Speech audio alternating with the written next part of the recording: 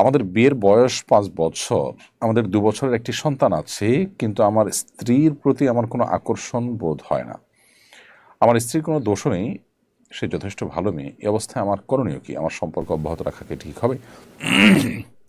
দেখুন, এই ইস্যুতে আপনাকে সিদ্ধান্ত নেওয়ার আগে একটা দীর্ঘ সেশন নেওয়া উচিত, বা একাধিক দীর্ঘ সেশন নেওয়া উচিত ভালো প্রাজ্ঞ কোনো আলিমের কাছে, যেখানে আপনারা উভয়ে থাকবেন এবং আপনাদের উভয়ের সুবিধা অসুবিধাগুলো সব আলাপ আলোচনা করবেন।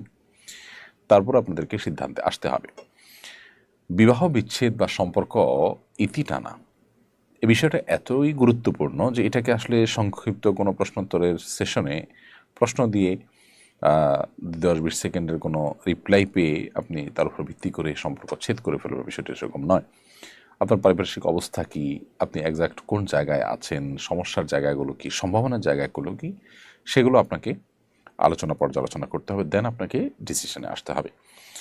যদি ব্যাপারটা এরকম হয় যে আপনার স্বাস্থ্যগত সমস্যা, তাহলে সেক্ষেত্রে আপনি চিকিৎসা করাতে পারেন। যদি হতে পারে আপনার মানসিক সমস্যা, সেক্ষেত্রে আপনি চিকিৎসা করাতে পারেন। ট্রিটমেন্ট অ্যাবল যদি না হয়, এদিকে আপনার স্ত্রী এভাবে চলতে থাকলে তার চরিত্র নষ্ট হওয়ার উপক্রম হয়, তাহলে সেক্ষেত্রে আপনাকে বিবাহ বিচ্ছেদের দিকে যেতে হতে পারে, তার চরিত্রকে হেফাজত করবার প্রয়োজনে। এজন্য পরিস্থিতি কি আছে না আছে সেটি আলাপ আলোচনা করে তারপর আপনাকে সিদ্ধান্তে আসতে হবে।